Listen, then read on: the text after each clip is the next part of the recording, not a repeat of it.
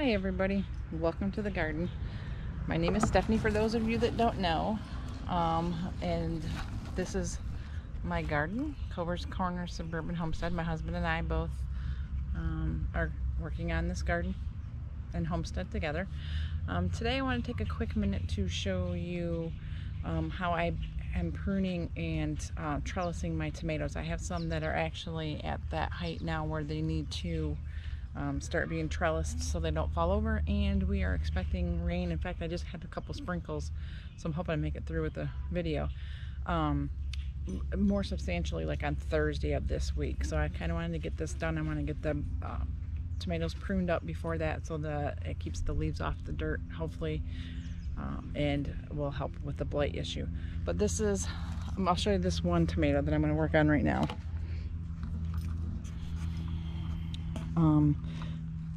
Definitely needs to be pruned. I haven't pruned it in a little while, and it's, you know, at the height where it's ready to be trellised here. Now I'm using these little clips that I got on Amazon. I can't remember. Let me show you the package real quick. This is the package they come in. 200 pieces is what it is. I want to say they were $10. I don't even think they were $10. I can't remember. I will put it in the video in the notes below. Shelby over there is going to be mad and barking because I won't let her in the garden with me right now because I'm trying to concentrate on this, and she likes to play in the beds. Training her, trying to train her anyway. She does pretty well, but I just don't want to take the chance. This year, more than ever, I think that my garden is more important to me than it has ever been, so with everything going on. But she also wants to get in and get that pile of sticks, right? I don't know if you can see the big pile of sticks on the other side of the rooster. That's what she loves to get. That's probably more why she's barking than being here with me. But so anyway, I'm going to show you really quick how I do this. I'm going to stake it up first. I'm going to set my camera down here, so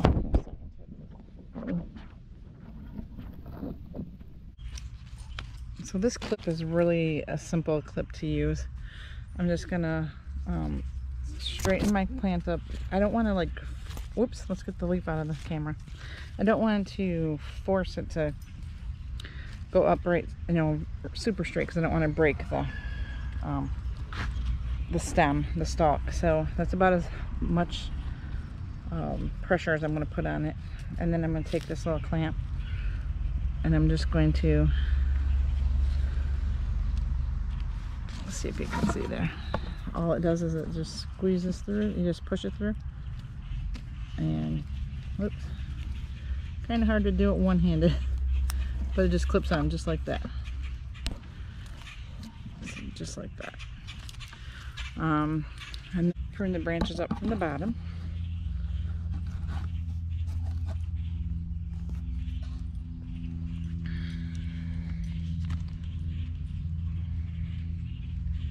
Now I use these little snips, but you can use your fingernails or whatever you want. I like how sharp and clean they cut. I don't want to damage the stalk. So I'm going to find these smaller, oh, here comes the rain. I told you, these smaller branches, and I'm just going to snip.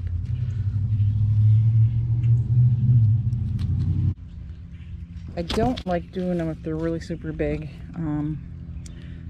I don't want to leave a huge gap.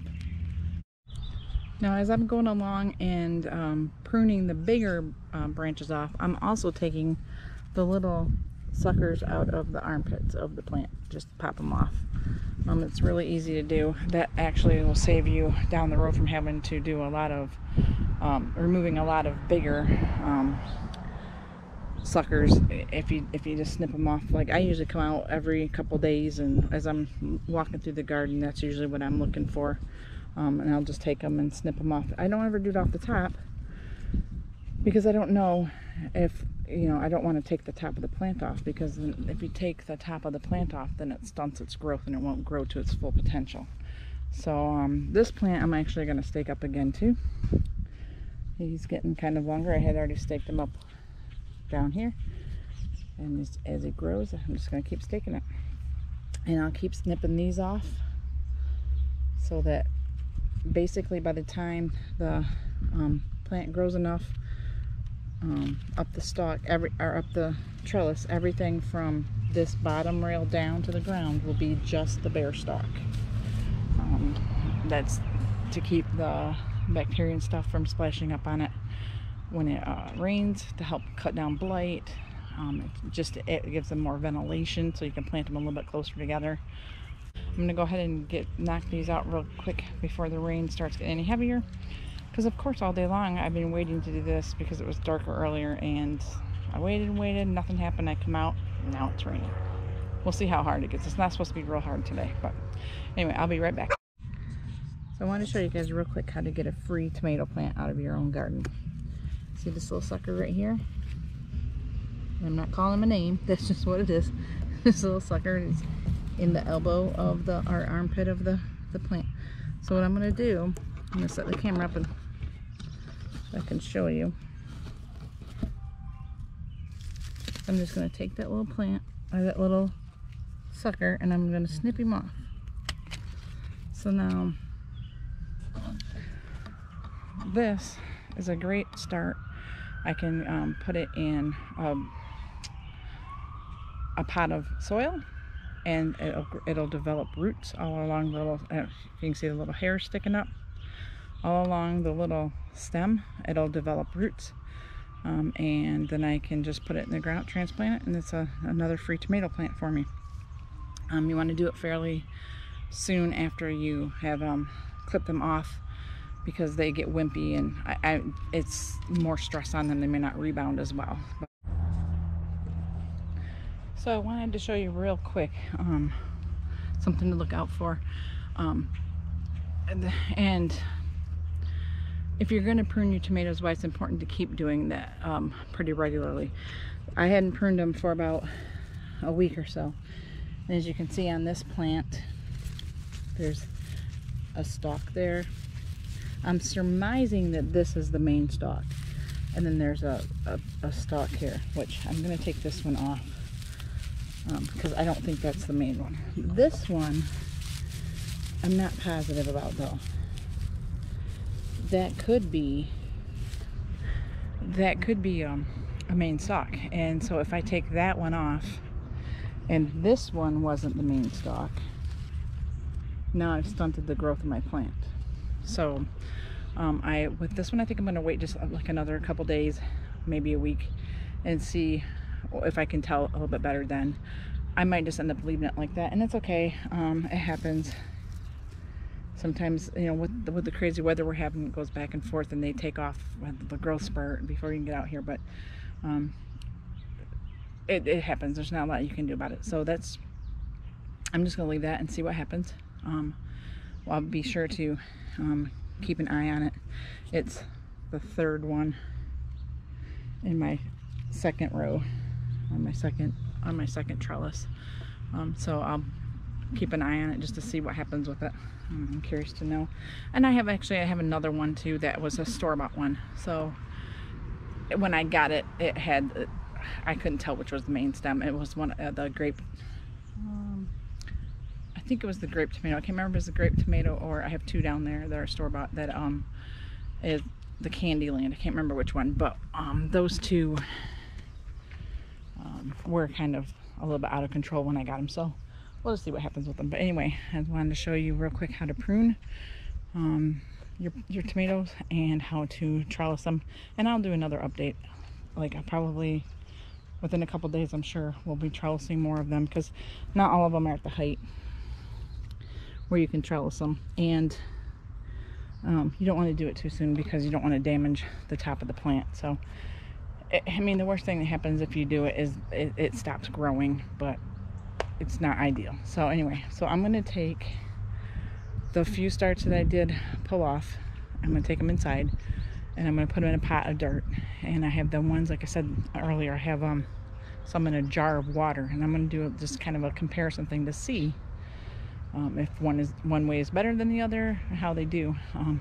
And I mean, gardening's all about experimenting for me. So anyway, I hope that you enjoyed. I hope that this was helpful. I'm not an expert by any means on tomatoes or gardening. I just have done it for a while, and like I said, I research, and it's trial and error. And this is the first time that I've actually put tomatoes on trellises like this. Again, I can't say enough how much of a help Jess at Roots and Refuge is. Jess and Maya both, for gardening. She's got a great setup there and has a wealth of information. So if you're looking for more information also, or more inspiration, that's a great channel to follow. So, and I will link them below in the comment box. So I hope that you enjoyed this video. I hope it was helpful for you. If you like this video, if you haven't already subscribed, hit that red subscribe button. Give the video a thumbs up, and above all, if you could share with your friends and family, that would be awesome. We're trying to get as much information as we can out to people that, you don't have to have 5 acres, 3 acres, 2 acres. You don't even have to have an acre to provide food for your family. We have a third, just under a third of it, or just over a third of an acre. This is just our backyard, and that's all we use is the backyard, because we live in an HOA and we can't put stuff like garden vegetables in the front yard. We do have a peach tree. We got that one snuck in because they did not have a stipulation.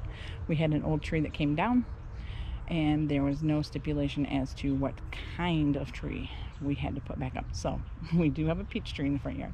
Anything in the backyard, within reason, they're okay with.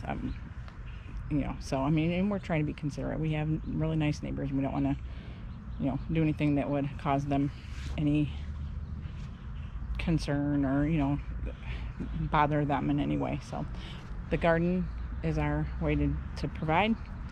So like I said, if you haven't already, subscribe, hit the like button, share this with everybody that you can think of that might be interested in backyard gardening or just gardening. It doesn't matter what size, even if it's just, a small bed or a big farm, doesn't matter. So I really appreciate it.